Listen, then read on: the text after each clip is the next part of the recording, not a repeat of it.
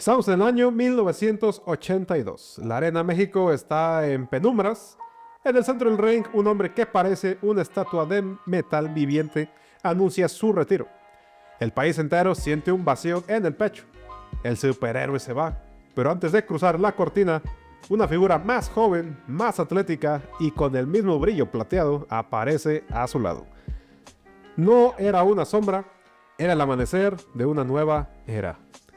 Jorge Guzmán no solo heredó una máscara, heredó el peso de un país que necesitaba seguir creyendo en los finales felices.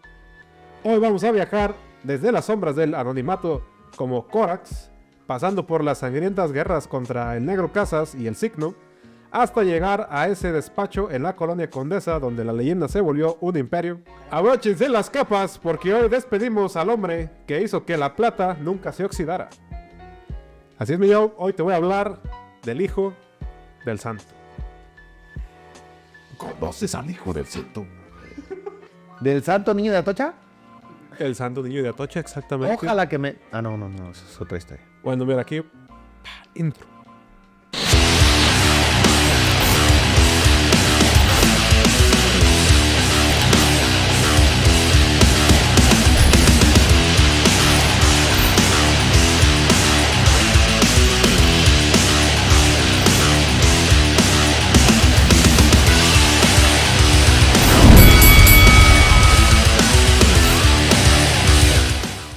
Ya regresamos.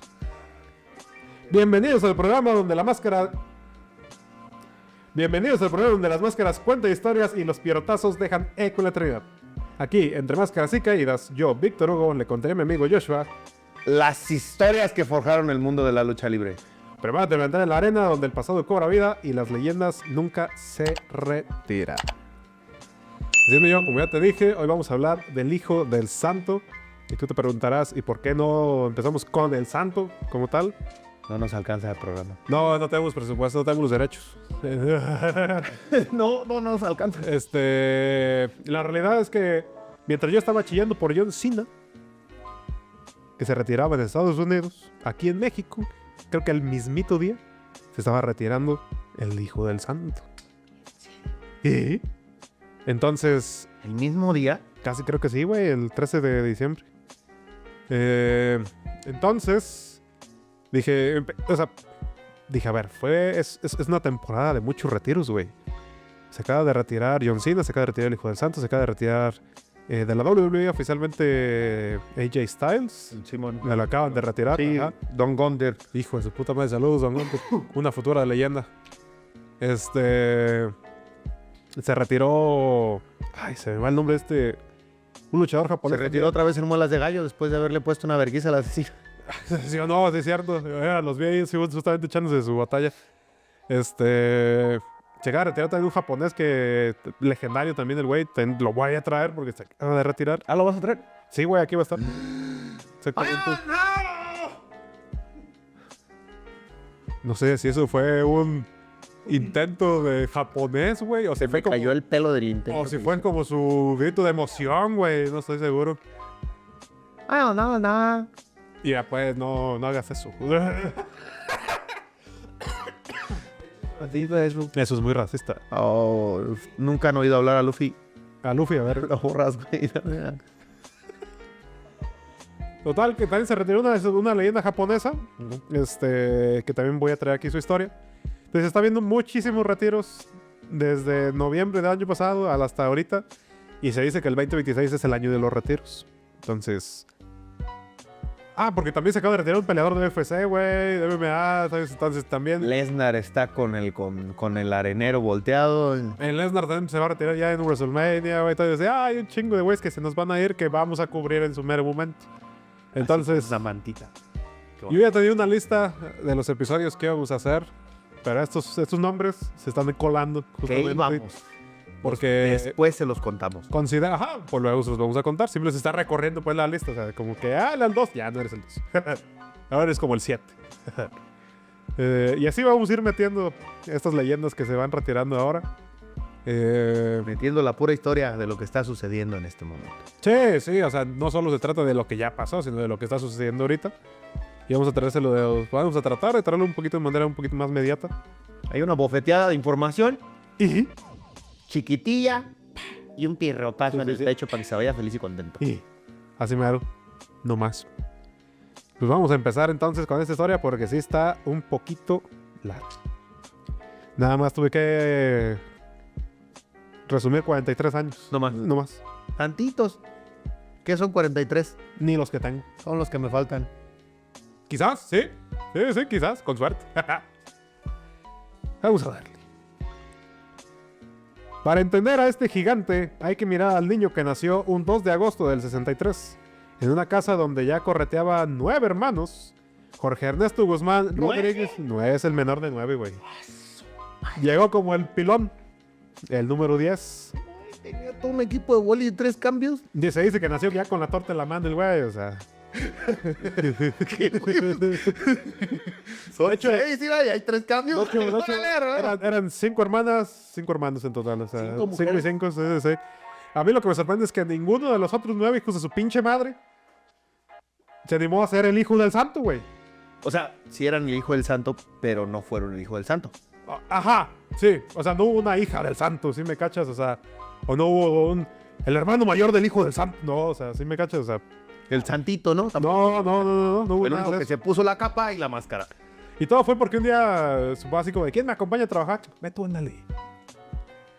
Ándale, llévatelo. Llévate ajá. Es el más apenecado, pero saber si... Sí, ya. Y chiscó, cabrón. Sí, exactamente, o sea, 43. 43 años. No sé cuántos haya No tenido de cualquiera. carrera.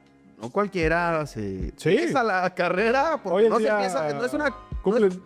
no es un trabajo que se empiece tan temprano. O sea, sí y no, porque hay ciertos límites. Pinches morritos de ciertas 16 cosas. años ya se están aventando ahorita, güey. Sí. Pero pues tampoco es 10, 11, o sea, es a lo que voy. Ah. 16, 20 años, súmale 43 años de carrera. Y Ponle que empezó a los 15 por estar allegado al papá. sí, cuando Una Rey que otra Misterio se palanca. aventó, No sé, a lo mejor ahorita me lo va a decir, pero cuando Rey Misterio se aventó, dijo, pues ahí me doy de estirón. No, ya nunca. súmale 43. Por Por más que lo estiró el Kane y el Big Show. Muhammad Ali, ¿Cuál Muhammad Ali? el Gran Cali, güey. No, no sé si el santo haya tenido más carrera de 43 o si el hijo de...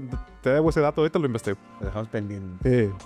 Total, era el número 10, era el pilón. Era el cierre perfecto para Rodolfo Guzmán. La última gotita que le salió. La última exprimiría ahí. Quien tenía el último chisguete. Quien tenía esa fijación casi numérica por el equilibrio. 5 hombres, 5 mujeres. Jorge era el último de la fila, pero terminaba siendo el primero en la batalla. Imagínate a este joven de apenas 1,70 m, que no tenía la musculatura de tanque de los luchadores de antes, pero que se movía. ¿Qué pasó? Rodolfo Guzmán Huerta tuvo una carrera de 48 años. ¡Oh, su madre! Faltaron 5. Le faltaron 5 nada más. Ah, bueno. En el 34. Ahorita te platico por qué, de dónde salen esos 5 que no alcanzó a este vato. Aquí vamos a hablar de eso. Imagínate a este joven de apenas 1,70 m que no tenía la musculatura de tanque de los luchadores de antes, pero que se movía como un rayo de mercurio sobre el ring. Jorge no era solo un luchador, era una... Era curioso, Jorge. Sí. Era una batuta. Mientras su padre era la fuerza bruta y el castigo seco, el hijo del santo evolucionó el estilo. Se convirtió en un peso welter que hacía de las luchas a ras de lona una coreografía mortal y de los lances suicidas una obra de arte. Pensé que les echaba agua como que dijiste que el papá era. Sí, güey. Pero lo que realmente te vuela la cabeza, Joshua, es su vitrina de trofeos. En un mundo donde muchos pierden la identidad por un mal pago, este hombre mantuvo su máscara invicta durante más de 4 décadas. Estamos hablando de un récord de apuestas que parece sacado de un videojuego. Más de 60 máscaras y cabelleras. En su colección personal tiene los rostros de hombres que eran instituciones como Silver King o el mismísimo Love Machine, Eddie Guerrero. Sí, es lo que te iba a decir. Si no mal recuerdo, creo que Él desmascaró a Eddie Guerrero, exactamente. Pero fue lo mejor que le pudo pasar a Eddie Guerrero. Claro que sí, lo sé. Discúlpenme, pero fue lo mejor.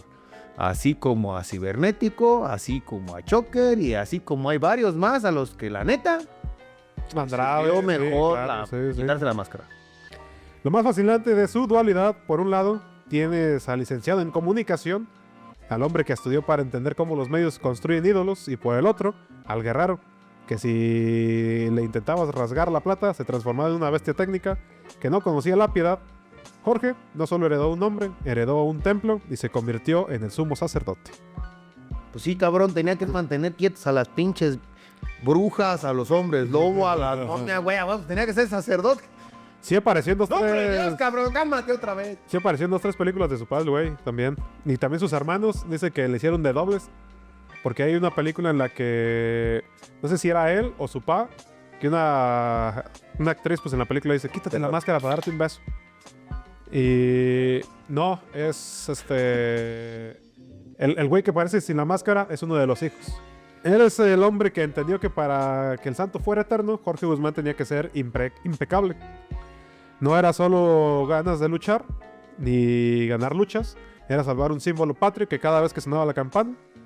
Y hoy vamos a desmenuzar cómo ese niño, el menor de 10, terminó cargando el mundo de su padre sobre sus hombros.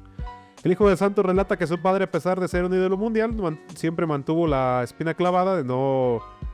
Siempre tuvo la espina clavada Cabrón, son 10. ¿Tú crees que no iba a mantener la espina clavada? de no haber tenido una formación académica sólida debido a la pobreza. Por ello, obligó a todos sus hijos a estudiar.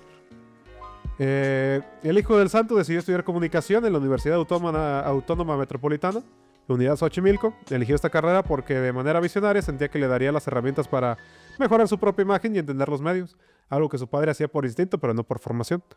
Cuenta que su vida era un contraste total. Por las mañanas iba a la universidad cargando sus libros, como cualquier estudiante, y por las tardes iba al metro a la Arena México para ya fuera a entrenar o estar viendo ahí las luchas. Menciona con orgullo que sí ha ejercido su Entra carrera. gratis, güey, donde quisiera. No. Olvídalo, no puede haber revelación de nada. No sabían. En su momento no sabían quién era. Cierto. Hasta que ya después de cuando dijeron, tú eres, no, pues pásale, güey. ¿Sabes? Pero no tenía él su boletito y todo. Y dice que fuera de que ser hijo del santo le abriera puertas, era más bien un peso, güey. Era, ¿estás a la altura o no, carnal? ¿Sabes? Porque tu pan es cualquier cabrón. No. Sí. Menciona con orgullo que sí ha ejercido su carrera, a diferencia de otros luchadores. Él ha aprovechado su formación en comunicación para tener sus propios programas. Tuvo en radio, en televisión, tiene su propio...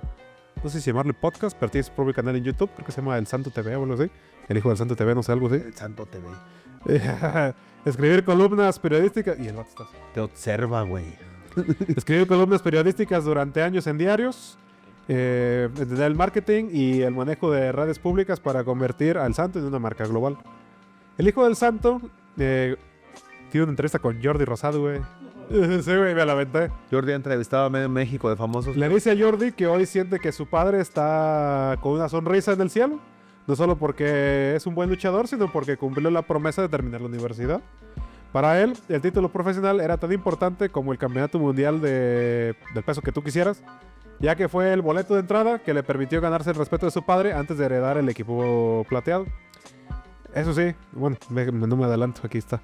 Menciona que cuando estaba por terminar la carrera, le faltaba solo un semestre, fue cuando tuvo un enfrentamiento fuerte con su padre, que este vato ya estaba con las ansias de entrarle a los chingadazos. Pero su padre le decía, ya te dije que no seas necio, güey.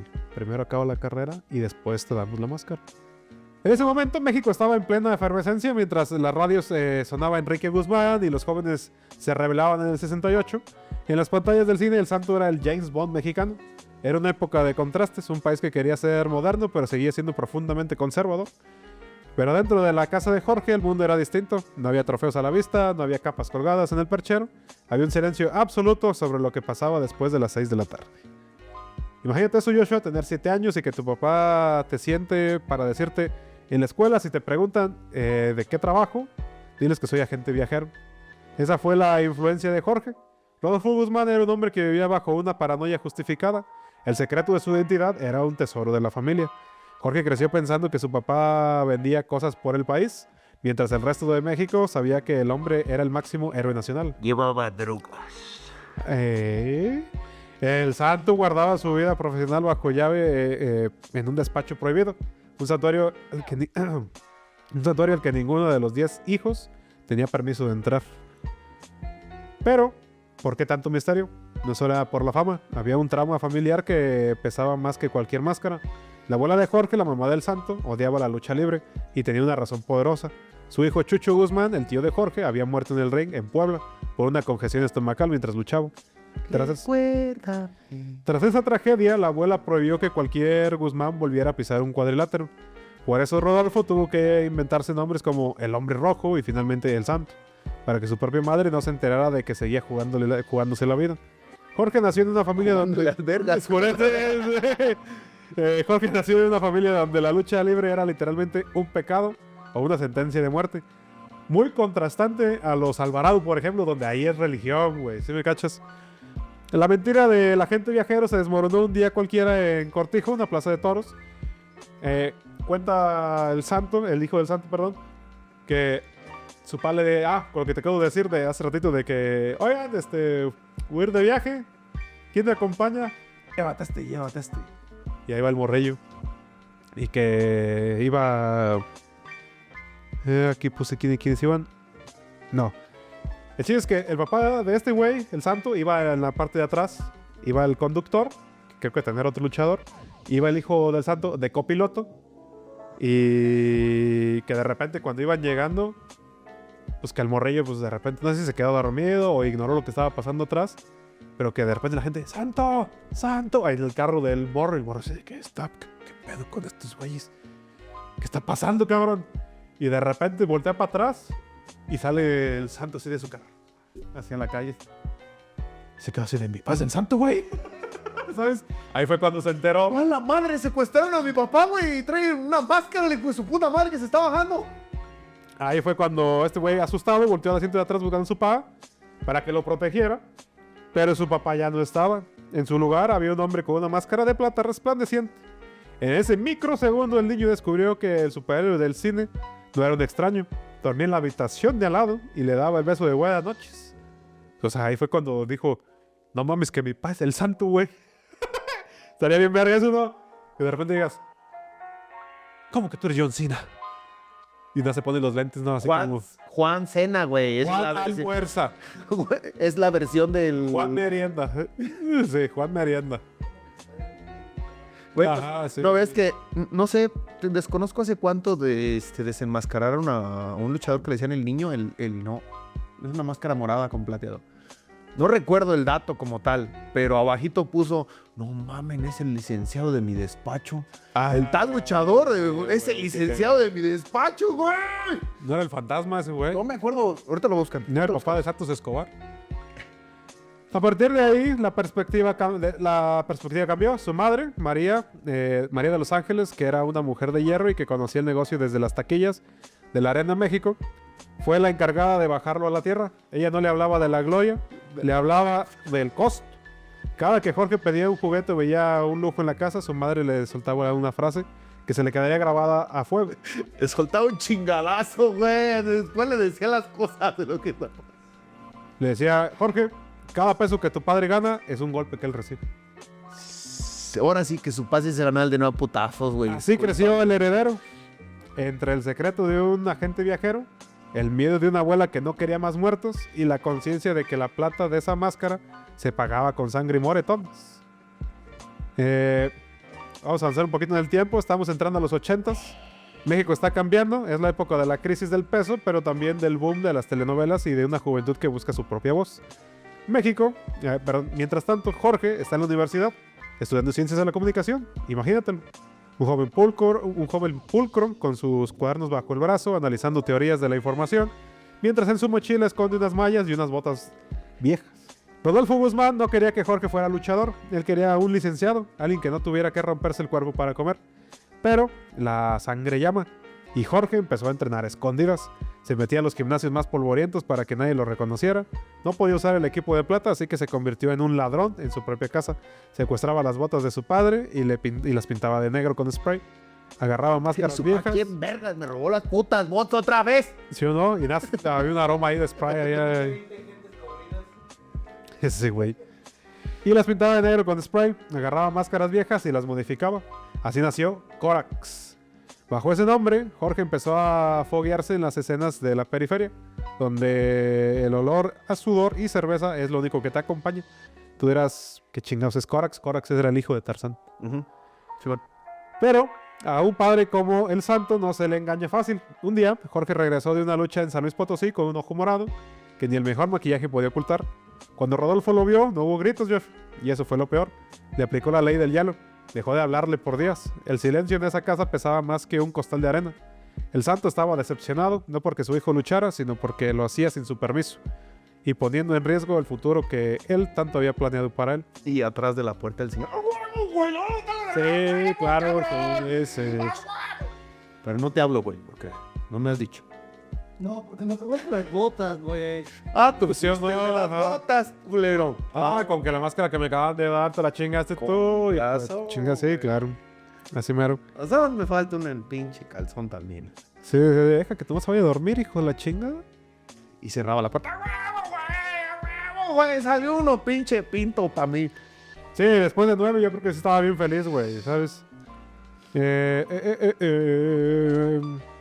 Imagínate la Arena México a mediodía, la luz se filtra apenas por las ventanas altas del recinto vacío, el ring, el joven Jorge, y sentado en primera fila, un Rodolfo Guzmán con la mirada de acero. No es el padre que está ahí, es el sinodal. Súbete, le dijo. Jorge luchó como si se le fuera la vida en ello. Vamos a ver si se toca muy bien. Hizo llaves, lances, demostró una técnica que había pulido en secreto.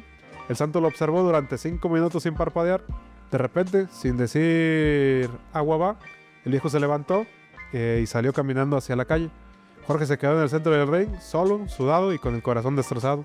Pensó que su carrera se había acabado antes de empezar. Lo que él no sabía es que Rodolfo no se fue por desprecio, se fue porque se fue porque se le había llenado los ojos de lágrimas de orgullo y no quería que su hijo lo viera romperse. A huevo, perro, te estoy diciendo que estaba ¡a huevo, cabrón! Finalmente, para el 18 de octubre del 82, en Nuevo Laredo, Tamaulipas, ocurrió lo inevitable. La antorcha se pasó, Jorge ya no era Corax, ahora era el hijo del Santo. Aquí cuenta con el Latin Lover, creo que fue la entrevista. Le dijo, ¿y cómo te llamas pues ahí cuando vas a luchar? No, pues que el Corax y ese quién chingados es, güey. El hijo de Tarzán, pa. Mejor llámate el hijo del Santo, carnal. Déjate de mamadas. Sí, ajá. Y ahí fue cuando dijo, pues si tú quieres. Si tú me das permiso, güey, porque al final de cuentas el nombre es tuyo. Ey, No puedo yo hacer nada. A menos que la compañía, que fue lo que pasó con la parca, tomara una decisión de ceder el personaje. sí, es muy distinto. Pero es muy Y- distinto acá a ceder la batuta. Sí, pues Porque el papá ya de verlo, calarlo y aventarse un tiro, sí, la arma. No hay pedo que sea mi nombre. Ya vio que le gustó, güey. vamos a adelantar poquito, pero había luchas en las que ya más adelante en la carrera del Hijo del Santo, que le tocaba luchar contra güeyes que cuando su palo a lo mejor ya iba de salida, ellos estaban en su mero momento. Ok. Entonces para cuando llega el Hijo del Santo, ellos ya estaban como en su mero momento, ahora más bien ellos, ¿sí me cachas? Y va llegando el hijo y nosotros estamos en el mero pick. Ahora te toca a ti, culero. Ajá. Decían que estaba bien chingón luchar contra el Hijo del Santo porque se les olvidaba que era el Hijo del Santo y sentían que estaban luchando realmente contra el mismísimo Santo, güey. No parece que sea el hijo, güey. O sea, Pero es el renombre que conlleva la máscara. los güeyes decían que imponía, güey. Por eso, a la vergüenza del Santo, que no se había retirado hace un año. Y aquí sigue. Entonces, pues es eso, güey. O sea, diciendo, mames, o sea, sí te impone el morro. O sea, a lo mejor no estaba tan altillo como el pa. No, no estaban tan altos en realidad los dos, pero el pa está un poquito más alto según yo. Y dices, no mames, igual te impone el güey. O sea, si sientes que te va a dar tus pinches ¿no? Sí, sí. pierrotazos el cabrón. Su debut no fue en la capital con reflectores, fue en la frontera. Como si su padre quisiera que se ganara el respeto desde el rincón más alejado. La persona era brutal y la prensa especializada, esa que se cree dueña de la verdad, lo esperaba con los colmillos afilados, llamándolo oportunista y diciendo que estaba él no dando la leyenda. ¿Y qué tiene? Pero en ¿Quién cuanto es el Jorge... hijo que les valga ver? Soy yo, ¿no? Y, incluso, o sea, güey, hubo Sí. 9 pelados antes. Hubo 9 pelados antes y ninguno jaló. Llamándolo oportunista y diciendo que estaba él no dando la leyenda. Pero en cuanto Jorge puso un pie en la cuerda y se lanzó al vacío, México supo que la plata no se había ido, solo se había renovado. Avanzando en el tiempo, estamos a finales de los 80s y principios de los 90s. Es el México de la llegada. Estamos en el México de la llegada de la televisión por cable, de los videojuegos de 8 bits y de una lucha libre que se vuelve un fenómeno de masas gracias a la televisión abierta. Las arenas de luces de neón y música rock. Perdón, las arenas se llenan de luces neón y música rock. La lucha ya no es solo un deporte, es el espectáculo más grande del país. O sea, aquí es cuando empieza como la guerra de las dinastías. No solo eran peleas por un trofeo, eran guerras de sangre. Jorge se encontró de frente con los hijos enemigos de su padre, como si fuera una tragedia griega. Los pecados del padre pasan al hijo. Los hijos de los hermanos Espanto y Villano III querían cobrar las deudas que sus viejos no pudieron pagar. Pero ninguna rivalidad define mejor esta época. Electra y Coppel ya cerró, culero. No estén chingando ahorita. No, ninguna rivalidad define mejor esta época que la rivalidad que tuvo con el Negro Casas. Era un choque perfecto. El técnico refinado y pulcro y fresa de la capital contra el rudo callejero, creñudo y mal encarado que representaba la furia de la lona. Su lucha de 1987 es para muchos el manual de cómo debe darse una lucha de apuestas. Imagínate esto, estás en Manila, en las Filipinas, hace un calor sofocante. El Jorge está en una gira internacional demostrando que la máscara de plata es un lenguaje universal. Durante una ejecución, algo sale mal. El hijo del santo vuela, pero no cae en el ring, cae afuera, directamente sobre el cemento puro, desde una altura de 4 metros. El sonido del impacto silencia la arena. Tiene la nariz destrozada y las manos hechas trizas. Cualquier hombre se habría quedado ahí, pero Jorge se levanta, con la máscara empapada en sangre, regresa al ring. No lo hace por el pago, lo hace por el orgullo de la plata. Aplica la de a caballo, con las últimas fuerzas que le quedan, y rinde al japonés. Solo cuando siente la mano del referee en lo alto, permite que su cuerpo se desvanezca hacia el hospital. Esto lo que hace es denotar que el vato, pues sí se echó a los hombros completamente el legado. Dijo, no hombre, no sabes medir. El tipo de tu puta madre. Ajá, todo esto así. Y dice, no, pues si mi papá me viera, me pone una chinga, déjame padre, ¿sabes? Si te gana ese güey, Te rompo el hocico. tu madre. Así mero. ¿Quién fue el padre de Sánchez, verdad? Imagínate, güey. Y para que veas que no era ningún dejado, Joe, hay una anécdota con el Signo. En una lucha, el Signo se pasó de la raya y maltrató a Jorge de forma real, humillándolo más allá del guión. ¿Qué hizo el heredero? Lo esperó en los vestidores, sin cámara, sin público. Jorge le soltó un derechazo seco así en el ojo. Y el Signo, un tipo que no le temía ni al diablo, se limpió la sangre, lo miró y le estrechó la mano diciéndole, así me gusta, cabrón, que no se dejen de nadie. Ese día Jorge se ganó el respeto de la vieja guardia ruda. Pero Jorge no se quedó solo en las arenas de México. Fue el embajador que llevó la lucha libre a Japón de una manera nunca antes vista. En el lejano oriente lo trataban como una deidad viviente. Y no podemos olvidar 1994, el evento de When Worlds Collide. Esa lucha contra Eddie Guerrero y Art Barr no solo fue una cátedra de lucha, fue el puente que le abrió las puertas de la lucha mexicana al mercado de los Estados Unidos. Jorge Guzmán logró lo que parecía imposible, que la gente dejara de compararlo con su padre para empezar a admirarlo por sus propios méritos. Ya no era el hijo de, era el amo y señor de la técnica, el hombre que hacía lo que la de a caballo se sintiera como una sentencia de muerte para cualquiera que osara retarlo. Que mientras otros luchadores se conformaban con lo que el consejo o la AAA les dictaban, el hijo del santo entendió su valor. Él era un licenciado en comunicación, sabía de máscaras y de imagen. Sabía de marcas y de imagen. Esto generó roces brutales. Las empresas lo tachaban de difícil o pesetero, pero la realidad es que Jorge no permitía que lo trataran como un empleado más. Él era el custodio de un símbolo nacional. También a estas empresas les calaba que no fuera una licencia de ellos, ¿sabes? O sea, que no fuera una creación de que ellos podían hacer y deshacer. Era como un agente libre que decía, no, padrino, esta es mi cuota, estas son mis condiciones de trabajo, güey. Si no las puedes cumplir, goodbye. ¿Sabes que en Japón me aman? Así como, ¿sabes que en Estados Unidos soy una leyenda? ¿Creen que soy mi papá, pendejo? ¿Sabes? Entonces, pues sí era una institución ya el señor. Sí, tal cual, como lo dice. Por sí mismo. Ya, a partir de este punto, piensan que ya no estamos hablando del Hijo del Santo. O sea, se quedó el nombre del Hijo del Santo nomás como por respeto. Pero es como el Hijo del Solitario, que ya después pasó a ser solo el Solitario. Este vato, de haberlo querido, hubiera sido el Santo nada más. Pero por respeto a la imagen y al legado, siguió siendo el Hijo del Santo. Que actualmente está el Santo Junior, que es el hijo de este güey. Y creo que hay otro vato que se llama Axel, algo así. Desconozco ahí sin carnal. Ya es la nueva generación, pues el morro. Pero no estoy seguro si también sea hijo de este güey o si como de uno de los hermanos, algo así. Un chisguetillo de plata que salió por ahí. Che, es otro santo que anda por ahí. Ahorita lo investigo. Uno de los momentos más tensos fue su salida de la AAA. Antonio Peña, el genio detrás de la empresa, quería llevar el espectáculo hacia rumbos que a Jorge le parecían una falta de respeto. Cuando quisieron obligarlo a luchar contra mujeres o contra luchadores mini para hacer shows cómicos, Jorge puso un alto. Dijo, mi máscara tiene una jerarquía que no voy a rebajar por un capricho de oficina. Prefirió quedarse sin trabajo en la empresa más grande del momento antes que de denigrar la plata. Se volvió independiente, un luchador libre, en toda la extensión de la palabra, manejando su propia carrera y cobrando lo que él sabía que valía. Lo que se le hinchaban sus huevos para Sí. acabar pronto. No, y eso está muy bien. Yo la verdad es que yo aliento a los luchadores a que hagan lo mismo, güey. Si tú eres tu propio personaje original, carnal, tú sabes la putiza que es meterse un pinche ring. No te conformes con los pinches 700 pesos que te van a dar por la noche, güey. ¿Has visto esa historia que el Penta le cuenta al vampiro? Y ya siendo Penta y siendo Rey Fénix, les daban 400 bolas la noche, güey. Entonces se terminaban de luchar en la AAA. Y pues, ahí van con un taxista. Oye, güey, ¿cuánto me cobras de aquí a Catepec? No, pues 800 bolas. Nada, chingues, güey, lo que traemos los dos, güey. Okay. Y que lo que hacían era irse al Oxxo por un cafecito. Vámonos aquí al metro. Nos dormimos aquí en las escaleras. Tú duérmete para allá, yo me duermo para allá. Cualquier ruido nos levantamos.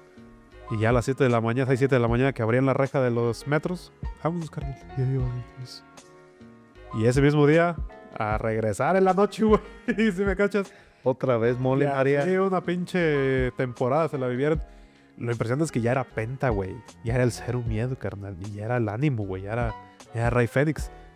Aquí hay una herida que nunca cerró del todo, Joshua. ¿Te acuerdas cuando te conté que el santo original siempre protegió su rostro? Pues en el 84, poco antes de morir, el santo fue al programa de Jacobo Zabludowski en un gesto de confianza.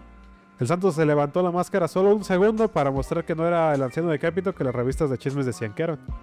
Jorge cuenta que Zabludowski, buscando el rating a toda costa, ordenó congelar la imagen en televisión nacional. Esa traición a la confianza de su padre fue algo que Jorge nunca le perdonó al periodismo de la época. Le dolió ver cómo usaron la vulnerabilidad de un hombre que ya estaba cerca del final. Pero las broncas no solo eran afuera. El registro del nombre El Santo fue una batalla campal incluso dentro de su propia familia. Sus hermanos no siempre estuvieron de acuerdo con que él explotara la imagen. Sin embargo, Jorge fue el único que tuvo la visión, impulsado por su esposa Gabriela, de registrar la marca legalmente. Gracias a eso, El Santo no terminó siendo un dibujo en una caja de cereales pirata, pero el costo fue un distanciamiento amargo con parte de su familia durante años. Siento yo ahí que ya los hermanos cuando dijeron, mira, se llevaron. Eso, güey. A ver, güeyes, era 9 y este fue el pilón. Si ustedes no se pusieron las pinches pilas, cabrón. Piensa o imagina esto, es un despacho de abogados, luz fría de oficina, Jorge se sienta frente a un montón de contratos que intentan quitarle el control de su nombre. Los abogados le advierten que irse a la libre es un suicidio profesional. Jorge se ajusta el saco, mira el maletín donde guarda la máscara y firma su independencia.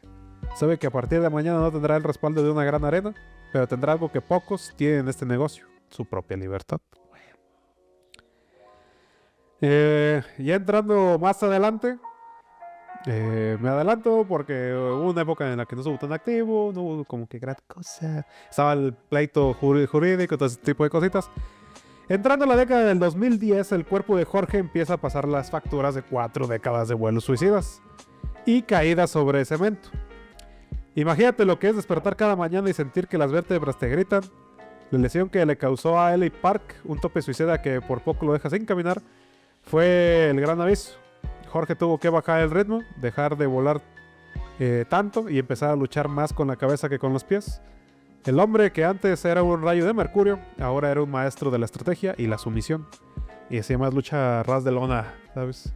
Se volvió más técnico todavía. En una habitación de hotel en Saltillo, en la madrugada, Jorge está sentado en la orilla de la cama, frotándose las rodillas con ungüento, ahí con marihuanol, ¿sabes? Árnica, güey. Pomada de la campana. Las dos juntas. Así como como plantita de Resident Evil que las mezclas, güey. Sobres, ajá. Suena el teléfono, su hija acaba de nacer. Hay una mezcla de alegría y tristeza profunda en sus ojos. Mientras el resto del mundo piensa que él es invencible, él solo está en un cuarto, él está solo en un cuarto austero, llorando porque su profesionalismo, ese código de hierro que le heredó su padre, lo obligó a cumplir con una función en lugar de estar en el hospital recibiendo a su pequeña. En ese momento, la máscara de plata pesa más que el plomo. Ese es el instante en que Jorge entiende que le ha dado todo a la lucha y que quizás es momento de empezar a recuperarse a sí mismo. Fue un periodo fascinante, mi Joe, donde el público del Consejo Mundial de Lucha Libre empezó a abuchearlo. Quizás por envidia, quizás porque ya era demasiado perfecto. Francisco Alonso, el jefe del Consejo Mundial, le dijo algo que lo cambió todo. Eres un rudo natural, Jorge, úsalo. Y por un año, el Hijo del Santo se volvió un villano. Se quitó la capa, se puso chamarras de cuero y calzón negro. Fue agresivo, humilló a sus rivales y demostró que la sangre de Rodolfo Guzmán también tenía oscuridad. Pero, ¿sabes por qué regresó al bando técnico? Por el llanto de los niños. Jorge cuenta que no pudo soportar ver a los niños llorar en la primera fila, con el corazón roto, porque su héroe les gritaba. La mística del santo era más fuerte que su propio ego. Jorge empezó a transicionar, gracias a su carrera en comunicación y al empuje de su esposa Gabriela, entendió que el santo ya no solo vivía en el cuadrilátero, se convirtió en un hombre de negocios implacable. Abrió su tienda oficial en la colonia Condesa, empezó a producir su propia mercancía y a cuidar cada detalle de su imagen en YouTube. Fue su forma de decir, si mis rodillas ya no saltan como antes, mi cerebro va a hacer que este hombre vuele más alto que nunca. Y salieron unas alitas con... Así, como Hermes, exactamente, güey. Así mero. El declive físico fue compensado con una madurez actoral y técnica impresionante. Ya no era el joven que quería comerse al mundo, era el patriarca que bajaba del ring y se ponía a pintar cuadros en su estudio, buscando en el óleo la paz de que las arenas ya no le dejaban. Jorge Guzmán empezó a preparar el terreno para que cuando la plata se guardara, no hubiera un vacío, sino un legado perfectamente blindado. Puros Hoffman se aventaba. Y fíjate que si no fuera por Jorge, la máscara de plata hoy sería un recuerdo polvoriento en una biblioteca. Su padre era un genio del ring, pero no sabía nada de negocios. Él pensaba que la piratería era una batalla perdida. Jorge, con esa visión que le dio la universidad y su esposa Gabriela, entendió que el santo era la Disney de México. Él fue quien blindó el nombre, él fue quien registró cada trazo de la máscara y que él elevó la lucha libre a las galerías de arte. Si hoy ves una máscara de plata en un museo de París o una tienda de lujo, es porque Jorge decidió que su padre no sería solo un luchador, sino un ícono de la cultura pop global. Y pues ponte a pensar, mi Joe, ¿qué habría pasado si Jorge no hubiera... así, no, así, güey. Como el pensador. Ponte a pensar, ¿qué habría pasado si Jorge no hubiera aceptado el reto? Si el Hijo del Santo, la sombra de Rodolfo Guzmán, habría aplastado a cualquier otro que intentara usar el nombre. Él fue el puente. Sin él, la mística del superhéroe mexicano se habría extinguido con la llegada de los efectos especiales de Hollywood. Jorge demostró que un hombre de carne y hueso, con una máscara de tela, podía ser más poderoso que cualquier vengador de Marvel. Porque él sí sudaba, él sí sangraba y él sí estaba ahí, en la arena de tu colonia, para saludarte.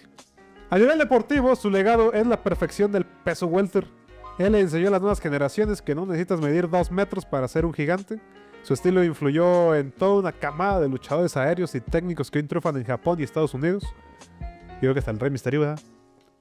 Cada vez que ves a un luchador aplicar una llave con elegancia o ejecutar un tope con precisión suiza, ahí hay un poquito de la escuela que Jorge pulió durante 42 años ahí. En una calle de Tepito, por la tarde, Jorge está frente a una sábana que cubre algo grande. Hace poco se ganó una fortuna en un comercial y su sueño era un auto Jaguar, el lujo que siempre quiso. Pero mira a su esposa, recuerda los golpes de su padre y decide que el metal del coche se oxida, pero el bronce no. Tira de la cuerda y revela la estatua del santo ante el pueblo que lo hizo ídolo. En ese momento Jorge entiende que su mayor logro no fue ganar una máscara, sino asegurarse que nadie se olvidara jamás del rostro de plata de su padre. Voy a decir otra vez. Sin asegurarse que nadie olvidara jamás el rostro de plata de su padre. Él financió de su bolsillo el tributo que el gobierno nunca le dio. Hoy, el legado respira a través de El Santo Junior. Jorge ha sido un maestro duro, pero justo. Mira a su hijo, que es físicamente más imponente, con una mezcla de... Jorge ha sido un maestro duro, pero justo. mira a su hijo, que es físicamente más imponente, con una mezcla de orgullo y advertencia. Le ha entregado las herramientas, pero le ha dejado claro que la máscara no lucha sola. El legado es una antorcha encendida que quema las manos, Si no la quemo a la verga, imagínate, se mueve muy y Jorge ha logrado pasarla sin que la llama vacile ni un segundo. Él no solo fue el hijo de la leyenda, fue el arquitecto que construyó el rascacielos sobre los cimientos que dejó su padre. Logró que la plata brillara tanto que por momentos nos hizo olvidar que debajo de esa máscara había un hombre que solo quería que su papá estuviera orgulloso de él. Y después de 43 años de lona, Jorge Guzmán ha tomado la decisión más difícil: ponerle fecha de caducidad a la leyenda. Lo increíble es que se va bajo sus propios términos. El Hijo del Santo se retiró oficialmente de la lucha libre el sábado 13 de diciembre de 2025, cerrando una trayectoria de 43 años con una última función en el Palacio de los Deportes de la Ciudad de México. Luchó contra el Dr. Wagner Jr., hijo de Fishman, y el Tejano Jr., logrando la victoria junto a sus compañeros Último Dragón y Don Tres en el Hoyo, LA Park. Ay, La despedida de la última lucha concluyó con el enmascarado victorioso, dejando su legado a Santo Jr. No se fue porque ya no pudiera caminar, ni porque lo haya retirado ni lo hayan retirado de la mala. Se fue con salud, con la grandeza mental intacta y con el deseo de viajar por el mundo para disfrutar de los paisajes, esta vez sin tener que cargar una maleta llena de equipos de lucha. ya necesitaba descansar, carnal. Tanto putazo, tanta lona. Sí, no. Tantos viajes, tantas descomidas, destragadas, mal almorzadas. Güey, No nos consta, pero tampoco lo duda. Hoy el señor Guzmán es un hombre realizado. Aquel estudiante de comunicación que escondía moretones ahora ejerce su carrera de lleno. Lo ves en su canal de YouTube produciendo contenido, contando sus propias historias y gestionando su imperio comercial desde la colonia Condesa. Lleva un chingo de leyendas a platicar con él, güey. Mucha Sí, información, pues así es que que allá. conoce a bastantes No. luchadores. Y a lo No, mejor. no. Un vergazo de luchadores lo conocen a él. Y él también, pues, conoce. O sea, Pero pues sí. se ha convertido en un curador de su propia historia. Además ha encontrado en la pintura un refugio. Dicen que tiene cientos de cuadros donde explora los colores de la máscara de plata. Perdón. Dice que tiene cientos de cuadros donde explora los colores que la máscara de plata no le permitía usar. Es un hombre que finalmente ha logrado separar el personaje del ser humano. Lo entendería. Su situación actual también es la de mentor. Mira al Santo Junior con la misma... ¿Inventó? Es de mentor, güey, exactamente. ¡Ah, cadabra! Sí. Iba volando el güey, ¿no? Así, Ah, no, es el otro, es el. todos los... Pelearmus, güey, es el del. ¿Cómo se llamaban esos, güey? Los malos. No, pues, pero los que se iban así, que eran súbditos del desnarizado. Mortífagos, güey. El mortífago se va así tal cual. Su situación actual también es la de mentor. Mira al Santo Junior con la misma mirada crítica pero amorosa con la que el enmascarado de plata lo miró a él en aquel examen a puerta cerrada. El Hijo del Santo ha cumplido. Le dio a la tercera generación un nombre limpio, una marca registrada y una estructura profesional que él no tuvo. Ahora, como él mismo dice, depende de su hijo si la plata sigue brillando o se guarda en una vitrina de museo. No la vayas a cagar, porque él te mete unos vergazos. Ahora,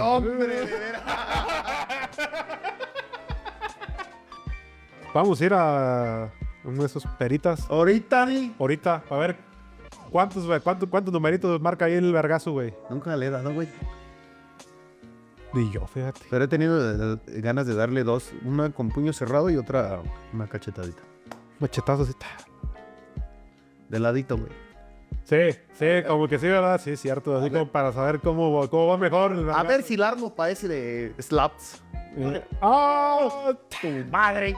No, hombre. No, hombre, güey. No, un aparte- pinche mal putazo. Adiós, oreja, güey. o el ¿Cuál es tu asiento. categoría, güey? ¿Has visto los pinches monstruotes que compiten ahí, güey?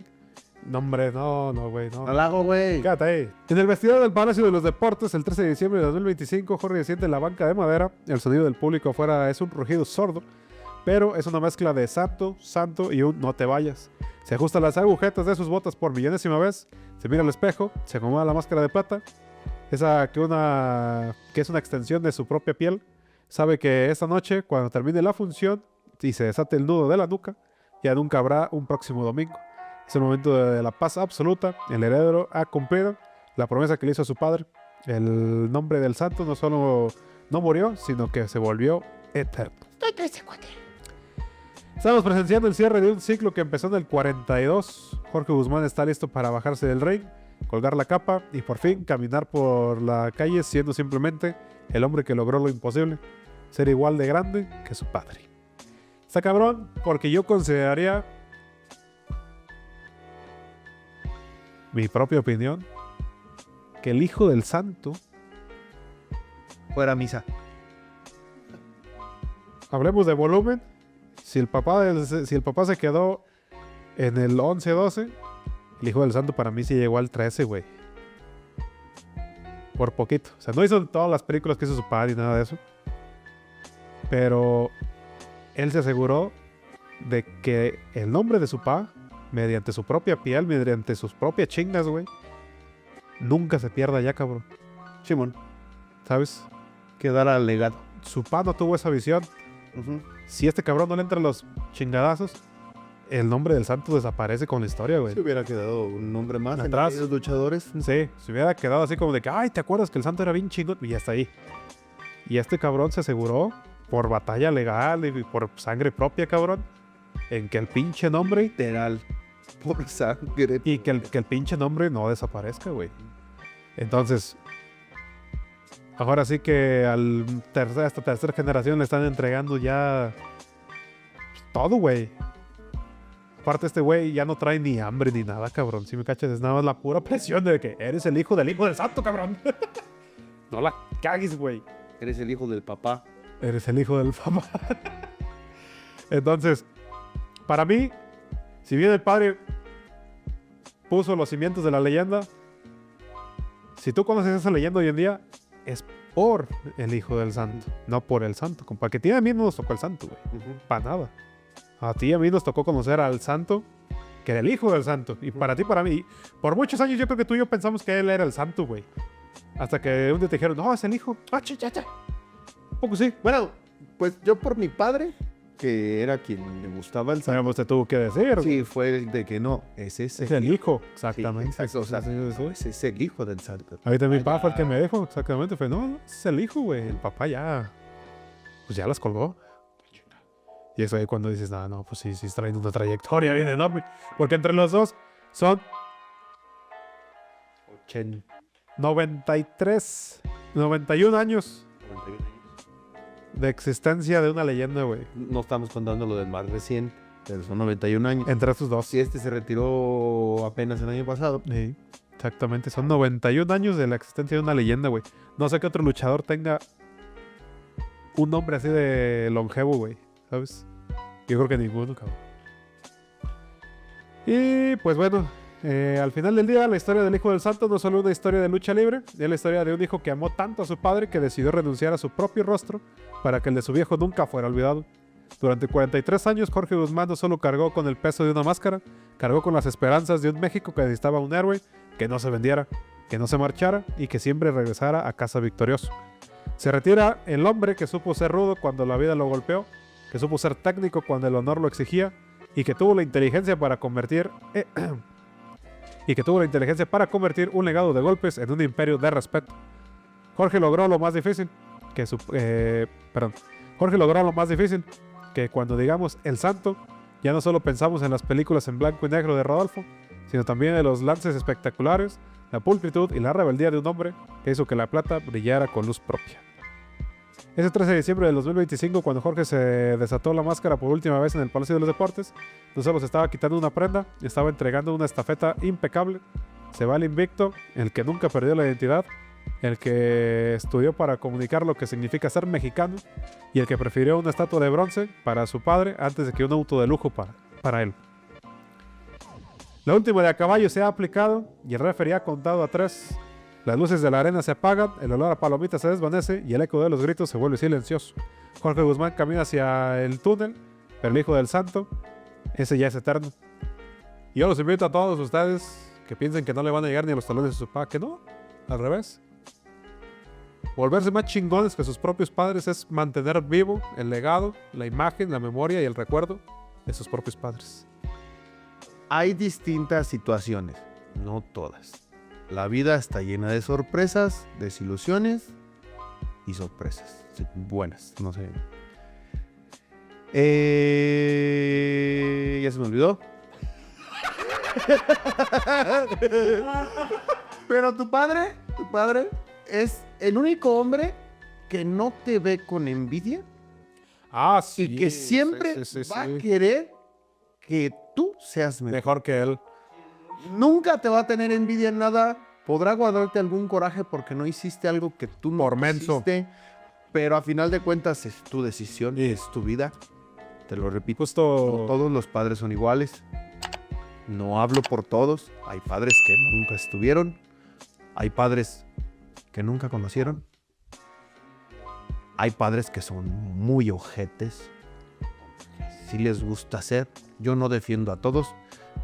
Pero el que sepa, el que quiera a su padre, va a entender esas palabras de que tu padre nunca te va a ver con envidia y pues siempre va a ser el único hombre que te va a querer ver mejor. Que él. Y pues nos vemos en la próxima, mi Joe. Esto fue la historia del hijo del santo.